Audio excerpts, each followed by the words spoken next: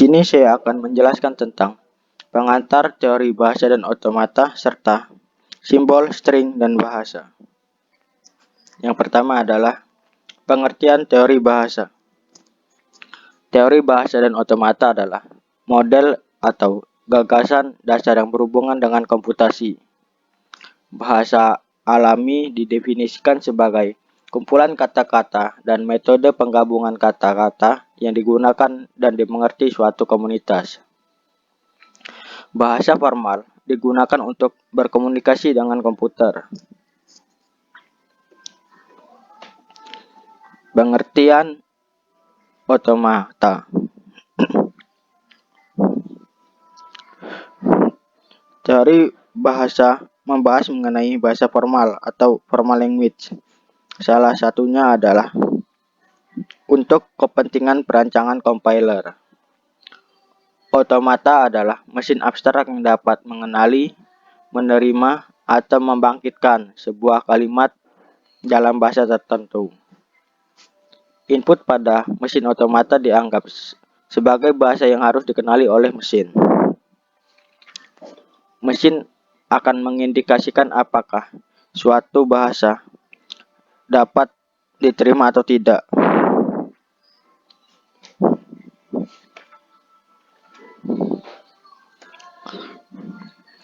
Kegunaan teori otomata untuk mendesain dan mengecek perilaku rangkaian digital. Yang kedua, sebagai penganalisa leksikon compiler, yakni komponen compiler yang mengubah teks input menjadi unit logik. Yang ketiga, untuk memeriksa teks yang sangat besar, seperti halaman web, untuk menemukan kemunculan kata, frase-frase, dan pola lainnya. Contohnya adalah metode pencarian pada Google.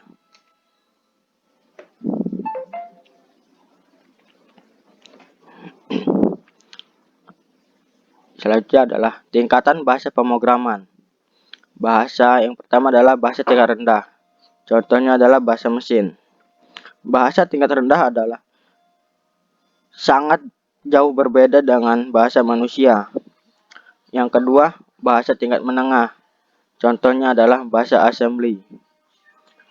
Bahasa tingkat menengah mendekati bahasa manusia, atau dengan kata lain dicampur dengan bahasa manusia serta bahasa pemrograman. Yang ketiga adalah bahasa tingkat tinggi. Contohnya adalah bahasa C++, Java, dan PHP. Bahasa tingkat tinggi sangat dekat sekali dengan bahasa manusia. Bisa dibilang hampir mirip dengan bahasa manusia. Selanjutnya adalah pembahasan tentang simbol, string, dan bahasa.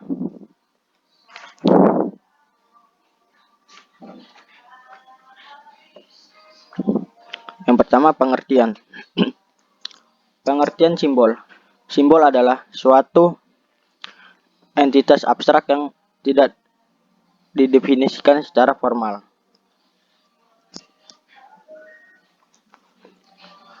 Yang kedua adalah string.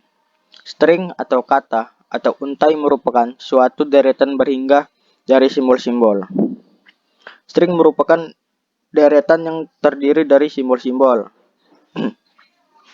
Panjang string adalah jumlah simbol yang membentuk string tersebut. Dan string kosong adalah string yang dinyatakan dengan simbol epsilon. Panjangnya adalah 0. Selanjutnya adalah bahasa. Bahasa adalah suatu sistem yang meliputi pengekspresian simbol-simbol dan aturan untuk melakukan manipulasi.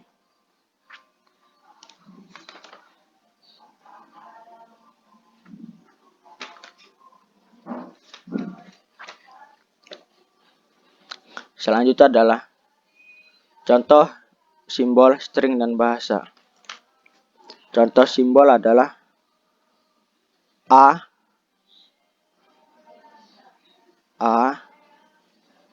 dan 1. A merupakan simbol, dan satu adalah simbol juga. String. String contohnya adalah A, B, B, A, C. Mengapa A bukan string? Karena string adalah suatu deretan berhingga dari simbol-simbol. Jadi string merupakan kumpulan dari simbol-simbol ini. Contohnya A di sini dan simbol-simbol lainnya. A, B, B, A, C. Selanjutnya adalah bahasa. Contoh bahasa adalah bahasa yang digunakan sehari-hari. Ada juga bahasa dalam pemrograman. Contohnya bahasa C++, bahasa Java, dan lain-lainnya. Dan terima kasih. Assalamualaikum warahmatullahi wabarakatuh. Nama saya Rias Nabi. Di sini saya akan menjelaskan tentang aturan produksi dan hierarki Chomsky, beserta juga pengenalan awal untuk FSA atau Finite State Automata. Langsung saja kita ke PowerPoint-nya. Jadi di sini adalah aturan produksi. Batasan aturan produksi untuk bahasa reguler dinotasikan seperti berikut, yaitu alfa menuju ke beta. Nah, keterangannya di sini adalah alfa melambangkan sebuah simbol variabel yang terletak di ruas kiri, sedangkan beta adalah sebuah simbol variabel yang terletak pada ruas kanan. Nah, untuk notasi tersebut dibaca yaitu alfa menghasilkan beta, di mana alfa atau beta bisa berupa simbol terminal atau simbol non-terminal. Nah, di sini adalah grammar dari suatu bahasa. Nah, grammar ini didefinisikan yaitu kumpulan untuk himpunan simbol non-terminal, kumpulan himpunan simbol non-terminal, lalu aturan produksi, dan simbol awal. Nah, dilambangkannya yaitu VTPS. Untuk V melambangkan adalah himpunan simbol non-terminal atau variabel biasa. Nah, untuk huruf T itu adalah melambangkan himpunan simbol terminal. Untuk P melambangkan himpunan aturan produksi, dan untuk huruf S adalah melambangkan simbol awal. Di sini saya menjelaskan juga tentang simbol terminal dan non-terminal. Simbol terminal yaitu adalah simbol yang sudah tidak bisa diturunkan lagi dan biasanya dinyatakan dengan huruf kecil. Contohnya adalah huruf A, B, C, D, dan seterusnya. Lalu juga ada operator, ada tanda baca, dan juga kadang sering bercetak tebal. Nah, untuk simbol non-terminal yaitu adalah simbol yang bisa diturunkan menjadi simbol terminal. Nah, saya ulangi, simbol yang bisa diturunkan menjadi simbol terminal. Jadi, untuk simbol non-terminal ini adalah simbol yang bisa diturunkan lagi, sedangkan terminal adalah sudah tidak bisa diturunkan lagi. Nah, biasanya dinyatakan dengan huruf besar. Nah, contohnya adalah seperti ini. Misalkan ada simbol A besar menghasilkan atau menurunkan B kecil. Nah, di sini adalah A besar, yaitu dia bisa menurunkan ke menjadi B kecil. Nah, jadi di sini adalah karena dia bisa menurunkan, jadi simbol A ini adalah simbol non-terminal gitu. Dan juga didefinisikan biasanya dengan huruf besar, berarti ini adalah non-terminal, dan yang ini adalah simbol terminal. Gitu. Oke, kita lanjut lagi. Hierarki Chomsky. Nah, ada 4 kelas pengelompokan dari suatu bahasa yang dikenal dengan Chomsky hierarki. Hierarki ini bahasa dikembangkan oleh Noam Chomsky pada tahun 1959 dan terdiri 4 kelas tingkat, yaitu adalah Yang kelas pertama tipe 0 atau yang disebut unrestricted grammar, tipe 1 context sensitive grammar, lalu ada tipe 2 context free grammar, dan tingkat 3 yaitu regular grammar. Saya akan menjelaskan satu persatunya. Nah, untuk tipe 0 di sini adalah tipe ini yaitu menghasilkan bahasa-bahasa yang dikenali oleh mesin Turing. Nah, bahasa ini juga dikenal dengan nama recursively enumerable language. Nah, aturan pada tipe 0 ini yaitu tidak memiliki batasan. Nah, dilambangkan yaitu untuk simbol alfa tidak boleh kosong, setidaknya satu simbol non terminal. Nah, dilambangkan adalah alfa adalah V plus T bintang V atau dalam kurung V plus T bintang. Nah, di sini adalah plus artinya adalah atau, jadi boleh V, boleh T. Nah, tadi V itu adalah simbol untuk non terminal, atau untuk T adalah simbol terminal. Untuk kali ini adalah boleh ada atau tidak, dan ukuran batasannya adalah tidak ada batasan. Gitu. Nah, untuk keterangan beta adalah simbol terminal dan non terminal gitu. Nah, untuk contohnya yaitu adalah S menghasilkan A, C, AB gitu. Coba kita cocokkan, yaitu sebelah kiri tidak boleh kosong, setidaknya satu simbol non terminal. Oke, ini sudah satu simbol non terminal. Lalu adalah ini BC menghasilkan DB, lalu ada juga A menghasilkan S. Oke, lanjut tipe 1. Tipe 1 ini adalah menghasilkan bahasa linear bound automata. Nah, pada tipe 1 ini aturan produksinya sama dengan tipe 0, yaitu tidak ada batasan. Namun ada aturan tambahan, yaitu jumlah dari ruas kiri ruas kiri harus lebih kecil sama dengan dari beta gitu. Jadi tidak boleh melebihi jumlahnya di ruas kanan. Nah, di sini ada aturan S menghasilkan F0 dibolehkan jika S tidak muncul pada ruas kanan setiap aturan. Oke, ini adalah keterangannya. Di sini ruas kiri adalah tadi V plus T dan boleh ada atau tidak, lalu V dalam kurung V plus T. Nah, kita langsung contoh, dilihat di sini adalah ES simbol awal menghasilkan AB. Nah, tadi aturannya yaitu adalah jumlah A kurang dari sama dengan B. Berarti ini betul. Ini adalah B simbol huruf besar menghasilkan B. Ini dia sama dengan, jadi betul. Dan ini adalah betul juga. Lanjut ke tipe 2.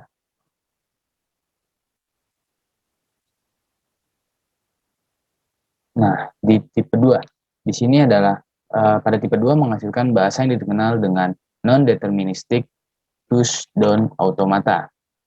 Jadi, di sini adalah aturan produksinya sama dengan tipe 0. Namun, pada sisi kiri hanya memboleh memiliki satu variabel non-terminal. Jadi hanya boleh memiliki satu gitu. Dan untuk yang ruas kanan tidak memiliki batasan. Nah, untuk alfa adalah sebuah simbol non-terminal.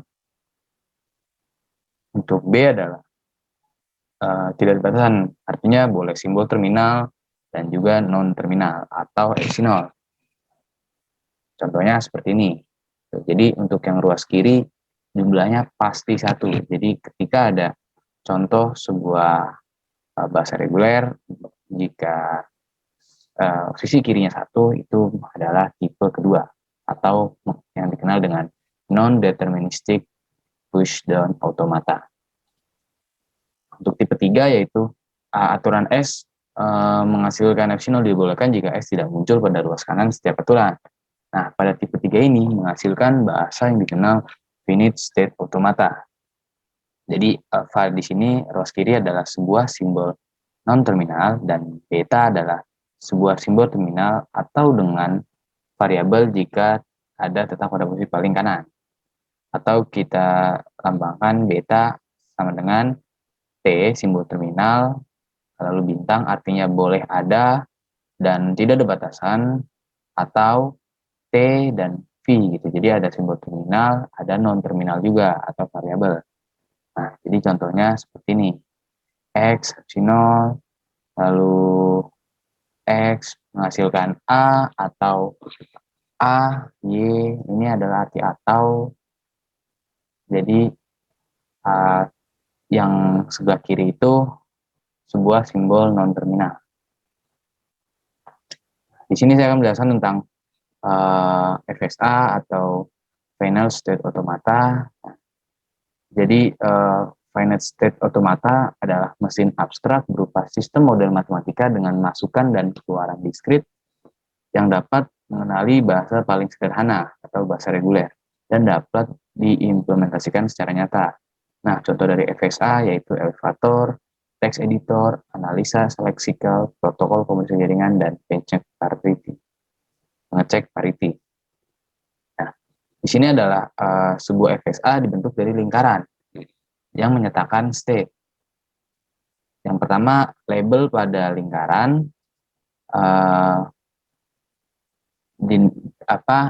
adalah nama state. Saya contohkan seperti ini. Ini ada lingkaran, lalu di sini ada keterangannya, label. Ini adalah label. Nah, nama di dalam ini adalah kita namakan nama dari state tersebut. Nah, untuk busur menyatakan transisi atau perpindahan, ini ada busur. Lalu label pada busur yaitu simbol input. Di sini ada simbol juga. Dan lingkaran yang didahului sebuah busur tanpa label menyatakan state awal. Oke. Jadi ini adalah lingkaran yang didahului sebuah busur. Jadi ini artinya adalah state awalnya. Oke, lingkaran ganda menyatakan state akhir atau final state. Nah, jadi jika ada lingkaran ganda yaitu ada dua. Nah, ini adalah artinya final state atau state akhir. Tuh. Oke, next kita lanjut.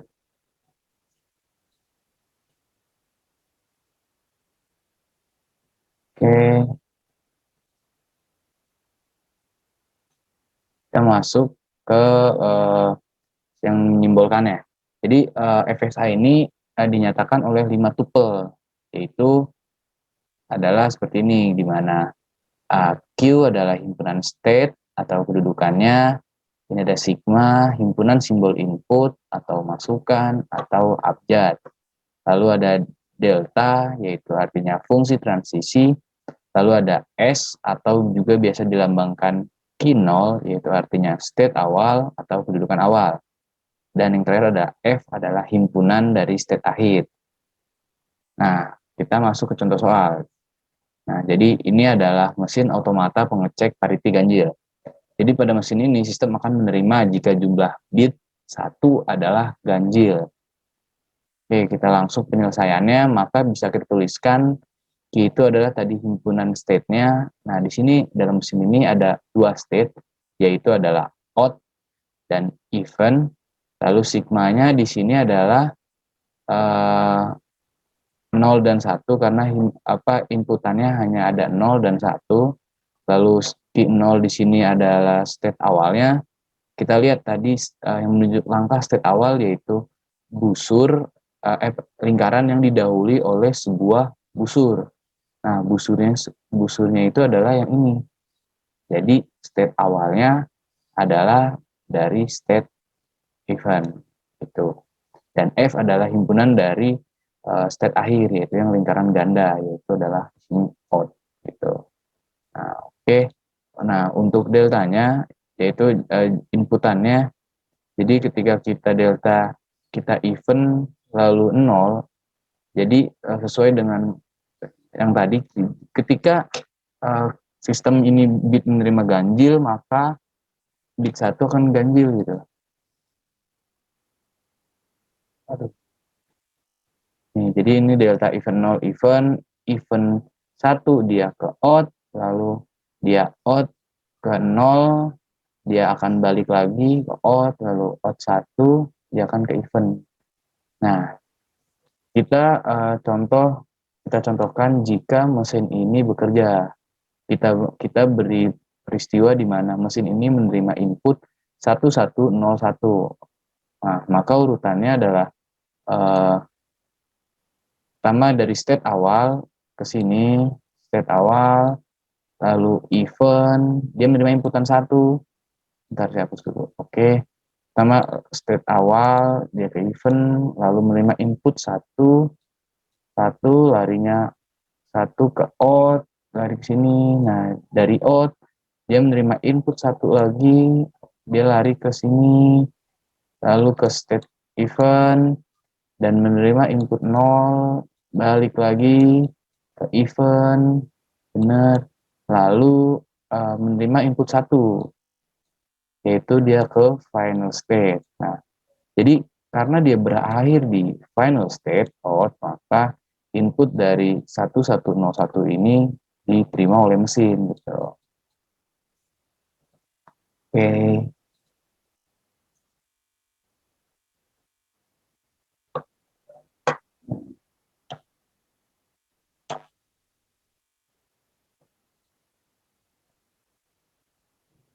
Agak lama. Mohon maaf untuk slide-nya. Oke, itu saja yang bisa saya sampaikan. Kurang lebihnya mohon maaf, saya tutup. Wassalamualaikum warahmatullahi wabarakatuh. Baik, perkenalkan sebelumnya nama saya Lujakbar, Dr. Sembilan Kelina, nomor 156. Di sini saya akan menjelaskan tentang deterministik pilot state automata dan juga konstruksi NFA dari bahasa reguler. Jadi kita akan bahas dulu apa itu deterministik pilot state automata, atau kita disebut dengan DFA. Jadi DFA itu D-nya sendiri kan, deterministik, itu sebenarnya berasal dari bahasa Inggris, yaitu deterministik, yang secara bahasa diartikan konsekuensi atau peranakan dari suatu penyebab. Nah, jadi apa maksudnya hal itu? Jadi maksudnya kalau kita punya melakukan sesuatu ya yang disebut penyebab, akan selalu ada konsekuensi yang tidak terelakkan. Jadi setiap ada penyebab akan ada konsekuensinya. Ada input, ada outputnya, atau biasa dibahasakan seperti itu ya. Itu arti kata deterministik sendiri. Nah, kalau kita lanjutkan pengertian yang lebih dalam tentang DFA itu, DFA sendiri adalah jenis finite automata, salah satu finite automata yang memiliki tepat satu state untuk setiap simbol masukan yang terima. Apa maksudnya? Jadi setiap ada simbol masukan, misalnya simbol masukan itu A, maka state selanjutnya adalah 1. Jika inputnya adalah B, maka state-nya 2. Dia nggak bisa, misalnya state-nya 1, dia bisa antara ke A atau ke B atau ke C, bisa kali 3, itu nggak bisa. Dia setiap satu input hanya bisa mengakibatkan atau memindahkan state-nya ke tepat satu state lain. Dia definisi dari DFA. Nah, kalau kita lihat contohnya, contoh dunia nyata sebenarnya, DFA itu ada dua contoh setidaknya. Yang pertama adalah pengujian pariti ganjil, dan yang kedua adalah pengujian untuk menerima bit string yang banyaknya 0 benar serta banyaknya 1 benar. Kenapa pariti ganjil memang bisa digunakan untuk DFA? Ya karena kalau bilangan itu bilangan bulat ya, kalau nggak ganjil ya genap. Kalau inputnya bilang ganjil ya ganjil, kalau inputnya genap ya genap. Nggak bisa bilangan ganjil tapi dia juga genap, nggak bisa kan. Itu contoh, salah satu contohnya itu. Nah, kalau kita buat diagram seperti ini diagram, perhatikan di start itu kita mulai dari Q0 ya. Kalau inputnya adalah 1, maka dia akan pindah ke Q1. Terus kalau misalnya kita kasih dari Q0 kita kasih dia inputnya 0, ya dia ke Q2. Gak bakal ya, dari kalau kita bisa kasih dia 1, dia bisa ke Q1 atau Q2, itu gak bakal kelihatan. Dan kalau kita dari Q1 mau ke Q3, ya harus mengasih input 0, gak bisa ngasih input 1, seperti itu. Nah, itu contoh-contoh dari DFA aja ya secara singkat dan untuk menambah pengalaman kita. Nah, ini kesimpulan yang bisa saya ambil dari DFA ya. Sebenarnya DFA itu teori komputasi, jadi teori, ini kan sudah bahas teori ya, dan cabang ilmu dari komputer teoritis. dan makanya keduanya kan nyambung ya, teori komputasi dengan teori dan komputer teori itu sebenarnya nyambung. Jadi DFA itu adalah finite state machine atau mesin keadaan terbatas yang menerima atau menolak string dari simbol dan hanya menghasilkan perhitungan unik dari otomatis atau setiap string yang dimasukkan. Jadi sebenarnya udah kita bahas, udah kita bahas dari awal. Jadi memang DFA itu adalah salah satu jenis finite state machine, keadaan terbatas maksudnya apa? Karena dia nggak bisa semua input abstrak masuk ke dalam DFA gitu. Kayak tadi kan kalau dia biner ya 0-1, nggak bisa 2, nggak bisa 3, nggak bisa 4 gitu. Terbatas keadaannya. Yang kerjaannya ya menerima atau menolak. Kalau stringnya diterima ya lanjut, menolak ya balik gitu kan. Dan menghasilkan perhitungan unik. Kenapa unik untuk setiap string yang dimasukkan? Karena tadi kan prinsipnya DFA itu menerima satu input ya untuk satu state selanjutnya, nggak bisa ke state lain. Nah, jadi seperti itu ya, tidak perlu bingung. Nah, ini kasusnya kita mau menambah pemahaman kita dengan meningkatkan kasus-kasusnya. Jadi ada contoh DFA, ini contohnya ini sini, di mana K, F, T, S, dan Z adalah demikian. Nah, kita dikasih M itu adalah bentuk tabel seperti ini. Masukkan ya, lihat, perhatikan apa maksud ini. Nah, sekarang kita mungkin agak bingung maksudnya apa kayak gini, kurang jelas ya. Sebenarnya ini ada petunjuk untuk membentuk diagram yang kayak tadi ya, kayak seperti ini. Nah, untuk diagram ini gimana cara buatnya? Oke, kita lanjut aja sebenarnya. Tuh, ya. Di sini ada state-nya, ada inputnya. Dan berarti ini state-nya kan, state A, B. Kalau dia di input A, dia dari S ke A. Kalau di input B, dia ke B. Kalau dari B dikasih A, dia ke A, gitu kan. Seperti itu aja. Perhatikan ini setiap input hanya ada satu. Kalau S di sini ya dikasih A ya bakal ke A. Di sini nggak bakal ada pilihan lain dari selain ke A kalau di input. Nah, seperti itu ya. Jadi ini kalau kita stata awal S diberi masukkan A, ya maka bergerak ke stata A. Stata A dimasukkan B, ya ke stata B. Seperti itu. Jadi nggak bakal dia pindah. Kita bisa memastikan kemana output dia berdasarkan inputnya, gitu ya. Dan selanjutnya kita membahas konstruksi NFA dari bahasa reguler. Kita mau tahu dulu dong apa itu bahasa reguler. Bahasa reguler itu adalah misalnya apabila R adalah RE, ya, regular expression, maka R adalah bahasa reguler untuk menggunakan ekspresi reguler R. Contohnya seperti ini. Untuk bahasa regulernya kalau R seperti ini, maka ya seperti ini. Kenapa hasilnya seperti ini? Karena lihat perhatikan operasinya adalah AA asteris. AA dalam kurung asteris. Asteris itu kayak menambah diri sendiri atau kali gitu ya. Jadi produk awal adalah himpunan kosong, kemudian himpunan itu sendiri, kemudian himpunan itu sendiri dikali dipangkatkan dengan di pangkat 2, pangkat 3 gitu ya, seperti itu. Ya, makanya meningkat terus nggak sampai akhir. Dan penyederhanaannya seperti ini. A pangkat A kuadrat N dan N-nya adalah lebih besar dari sama 0. Seperti itu. Dan ini sifat bahasa reguler itu sederhana, sifatnya ada 2 ya. Tertutup terhadap operasi himpunan sederhana. Tertutup terhadap himpunan operasi sederhana dan juga tertutup terhadap homomorphic image. Sebenarnya itu juga bahasa reguler, tapi berbeda karena dia menggunakan homo itu artinya sama, homomorphic image, jadi gambarnya ada yang sama. Nah, kita perhatikan hubungan RE dan NFA. Perhatikan ya gambar ini. Maka kita bisa membentuk yang namanya ekuivalensi NFA, DFA, dan RG. Karena kenapa bisa kita bentuk seperti itu? Karena kehubungan ketiganya saling terhubung. Pertama, NFA itu bisa dibangun dari RG, RG bisa dibangun dari DFA, dan DFA bisa dibangun dari NFA. Jadi dia mereka seperti circle gini, walaupun bertiga, tapi kita bisa sebut circle. Dan saling ketergantungan dan saling mempengaruhi. Jadi dari NFA bisa jadi DFA, jadi DFA bisa jadi RG, dan RG bisa jadi NFA, dan gitu terus. Reaksi dapat balik. Dan ini maka dari itu kita bisa membentuk DFA dari NFA. Contohnya seperti ini, karena itu udah dijelasin sebenarnya 6 langkah ini. Dan ya ini buat pemahaman lebih lanjut, contoh pembentukan pembangkitan ya, kalau kita sebut itu pembangkitan yang berasal dari bahasa reguler, itu juga bisa dikonstruksi seperti ini, definisinya seperti ini, dan lihat inputnya. Kalau udah kita dari stata A kita diberi A, maka dia kalau nggak A ke B, AB gitu ya. Terus kalau kita input B dia C. Kalau dari B dia A, kalau dikasih ke B dia B lagi.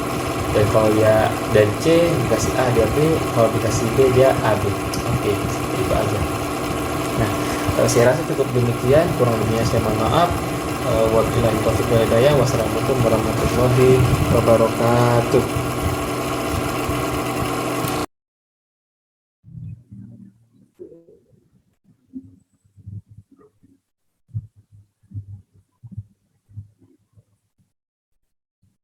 Bismillahirrahmanirrahim. Assalamualaikum warahmatullahi wabarakatuh. Perkenalkan, nama saya Thoriq Yana Rahman, NPM 191566124. Di sini saya akan melanjutkan penjelasan materi tentang teori bahasa dan automata, yaitu ekuivalensi NFA ke DFA.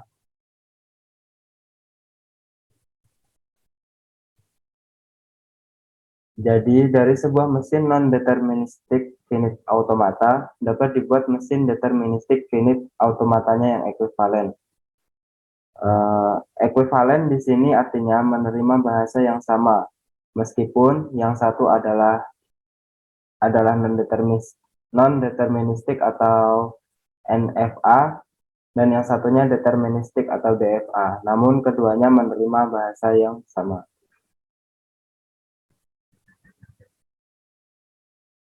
Oke, langsung saja contohnya di sini.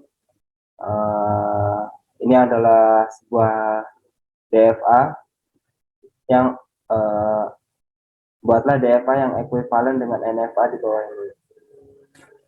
Jadi di sini ada DFA. Ini akan dibuat NFA. Jadi yang pertama yaitu membuat tabel transisi. Jadi tabel transisi di sini terdiri dari sini ada delta. Untuk stepnya yaitu ada Q0 dan Q1. Kemudian di sini untuk inputannya ada 0 dan 1. Jadi dari step Q0, jika dimasukkan inputan 0, maka dia akan bisa ke Q0, bisa ke Q1. Kemudian jika dimasukkan inputan 1, dia akan ke Q1.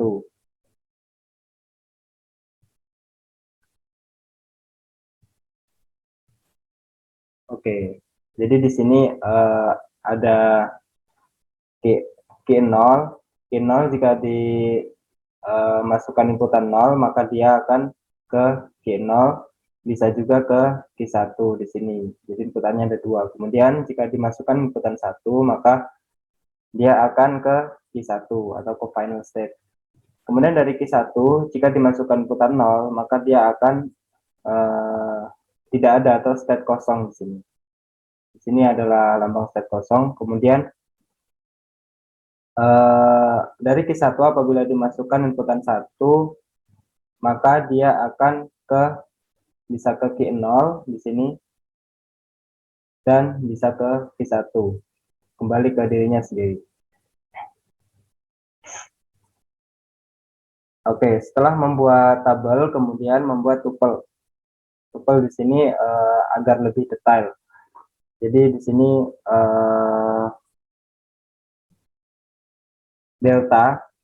deltanya itu state-nya di sini ada Q0 dan Q1.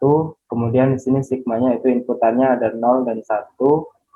Kemudian S ini adalah state awal. State awal di sini Q0, kemudian state akhir di sini atau final state yaitu Q1.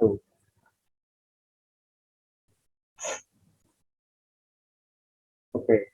Untuk langkah selanjutnya yaitu state Q0 bila memperoleh input 0 menjadi state Q0 dan Q1. Jadi dari state Q0 ini jika memperoleh inputan 0 di sini, maka dia akan membuat state lagi yaitu Q0 dan Q1. Kemudian state Q0 bila memperoleh inputan 1 di sini menjadi Q1. Jadi dia bercabang, ada cabang Q0, Q1 dan Q1. Oke, yang selanjutnya yaitu state Q1 bila memperoleh input 0 menjadi state kosong. Nah, jadi dari Q1 ini jika memperoleh inputan 0, maka dia akan membuat state baru yaitu state kosong. Kemudian state Q1 bila memperoleh input 1 menjadi state Q0 dan Q1. Jadi dia Q1 jika memperoleh inputan 1 maka dia akan ke bawah ke Q0 dan Q1. Nah, pada state Q0 Q1 awalnya itu kan belum mempunyai busur daripada DFA. Sebuah state harus mempunyai banyak himpunan inputnya. Karena itu harus ditentukan terlebih dahulu arah busurnya, dan busurnya di sini ada 2. Jadi untuk delta Q0 Q1 jika menerima inputan 0 di sini Q0 0 dan Q1 0.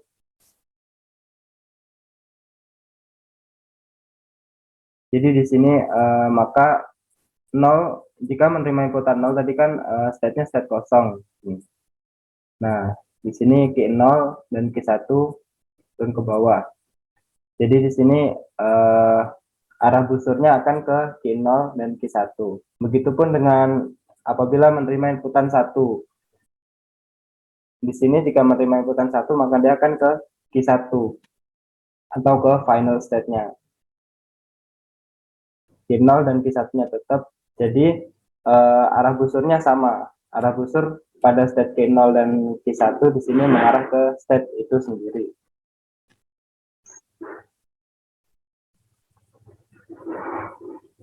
Oke, yang selanjutnya yaitu khusus pada state himpunan kosong.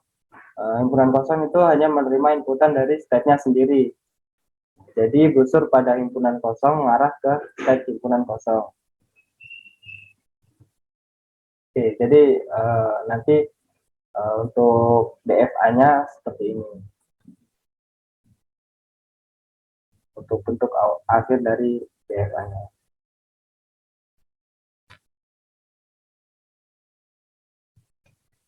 Maaf. Jadi untuk tadi belum ada final state-nya. Jadi di sini masih belum ada final state-nya. Jadi di sini untuk menentukan final state pada DFA ini adalah dengan melihat NFA yang ekuivalen dengan DFA ini, yaitu melihat soal awal yang tadi. Jika diketahui bahwa final state adalah Q1, jadi semua yang berhubungan dengan Q1 di state ini yang ada Q1-nya maka itu akan menjadi final state. Jadi di sini tentu ini akan menjadi final state, kemudian di sini ada Q0 dan Q1, maka ini juga adalah final state. Jadi ada 2 final state pada DFA tersebut. Dan ini adalah DFA yang sudah jadi dari soal yang tadi. Oke, untuk penjelasan yang selanjutnya yaitu tentang ekspresi reguler. Jadi di sini penerapan ekspresi reguler yang pertama yaitu sebuah bahasa dikatakan reguler jika terdapat finite state automata yang dapat menerimanya. Kemudian bahasa-bahasa yang diterima oleh suatu finite state automata bisa dinyatakan secara sederhana dengan ekspresi reguler atau yang disingkat dengan ER. Kemudian, ekspresi reguler memberikan suatu pola pattern untuk string dari suatu bahasa. Dan yang terakhir yaitu penerapan ekspresi reguler yang tampak itu penerapannya misalnya dari pencarian untai karakter string pada suatu file yang ada pada text editor. Terus misal pada PDF, Sublime Text atau Word itu biasanya kan ada searching untuk untai string karakter. Nah, itu adalah salah satu penerapan dari ekspresi reguler. Oke, ini adalah beberapa notasi dari ekspresi reguler. Yang pertama yaitu bintang di sini adalah namanya asterisk. Nah, ini artinya jika tidak muncul, bisa tidak muncul, bisa juga muncul berhingga kali. Kemudian di sini ada plus di sini posisinya yaitu superscript ya, jadi ada di bagian atas itu adalah minimal muncul 1 kali. Jadi jika asterisk tadi yaitu bisa tidak muncul, bisa muncul hingga n kali. Jika lambang plus superscript ini dia minimal harus muncul 1 kali. Kemudian di sini plus atau union, jadi bisa plus bisa union itu sama aja, itu adalah gabungan dari nilai tersebut. Kemudian di sini titik, yaitu berarti konkatenasi. Konkatenasi ini biasanya dihilangkan. Jadi AB itu sama artinya dengan A titik B. Jadi AB ataupun A titik B itu artinya sama aja, itu konkatenasi. Mungkin adalah hubungan ekspresi reguler dan finite state automata. Di sini ada ekspresi reguler, NFA move, NFA dan DFA. Jadi penjelasannya yaitu untuk setiap ekspresi reguler ada satu NFA move. Jadi ekspresi reguler ini ada satu NFA move yang ekuivalen. Kemudian untuk setiap DFA ada satu ekspresi reguler yang ekuivalen, begitu pula dengan NFA tanpa move. Kemudian terakhir yaitu apabila ekspresi reguler cukup sederhana, bisa langsung mengkonstruksi NFA tanpa melalui NFA move. Jadi apabila ekspresi reguler di sini terbilangnya itu cukup sederhana, tidak perlu melalui NFA move, jadi langsung ke NFA, bisa langsung dikonstruksi ke NFA. Oke, di sini adalah contoh-contoh hubungan ekspresi reguler dan finite state automata. Di sini NFA move untuk ekspresi reguler AB. AB tadi adalah apa tadi namanya? Oh ya, konkatenasi. Jadi ini AB maksudnya adalah konkatenasi. Jadi dari Q0 A ke Q1, kemudian move di sini baru ke Q2, kemudian inputan B baru ke final state yaitu Q3. Dia melalui move terlebih dahulu sebelum ke final state. Kemudian di sini ada NFA move untuk ekspresi reguler A asterisk B. Jadi di sini NFA move untuk ekspresi reguler A asterisk B di sini Q0 inputan A asterisk, jadi dia akan kembali ke Q0 itu sendiri, karena asterisk tadi kan artinya yaitu bisa 0 atau bisa muncul n kali. Jadi di sini dia kembali ke Q0. Kemudian di sini ada move ke Q1, kemudian inputan B baru ke final state yaitu Q2. Di sini final state-nya yaitu Q2. Dan di sini ada NFA untuk ekspresi reguler AB. Di sini tanpa move ya. Jadi dia dari Q0 ke inputan A ke Q1, kemudian inputan B ke langsung ke Q2. Oke, di sini ekspresi reguler untuk A union B. Kalau union misalkan ya kan artinya gabungan atau sama aja gitu. Jadi walaupun inputannya A atau inputannya B, dia akan sama-sama ke final state. Jadi untuk Q0 jika menerima inputan A dia akan ke Q1, Q1 ini akan final state, ini merupakan final state. Kemudian jika menerima inputan B dia akan ke Q2, Q2 juga ini adalah final state. Jika union atau gabungan. Nah ini seperti yang tadi ya, jika A, B, A asterisk tadi Q0 ke A, inputan A dia akan ke Q1, kemudian jika menerima inputan B dia akan ke Q2, kemudian A asterisk. Menerima inputan A dia akan kembali ke Q2. Di sini ada perubahan beberapa format di PPT, jadi panahnya tidak kelihatan. Di sini ada panah untuk mengarah ke Q2 itu sendiri. Kemudian selanjutnya di sini ekspresi reguler NFA untuk ekspresi reguler A dalam kurung B union A. Nah, di sini Q0 menerima inputan A ke Q1, kemudian B union A. Jadi ini inputannya maupun A maupun B sama-sama dia akan menuju ke Q2, ke final state. Ini juga untuk A, B union A asterisk di sini. Jadi untuk Q0 menerima inputan A ke Q1, kemudian B union A asterisk. Jadi maupun dia menerima inputan A, menerima inputan B, dia akan kembali ke Q1. Jadi Q1 ini adalah final state atau state akhir dari NFA tersebut. Begitupun dengan ini A, B, asterisk A, jadi dia Q0 menerima inputan A ke Q1, kemudian menerima inputan B asterisk, dia kembali lagi ke Q1, kemudian di sini A, inputan A dia ke Q2. Oke, jadi seperti itu untuk hubungan ekspresi reguler dan finite state automata.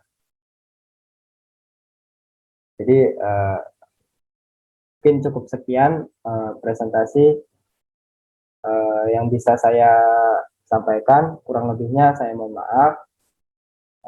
Pada Allah saya mohon ampun. Saya akhiri. Wassalamualaikum warahmatullahi wabarakatuh.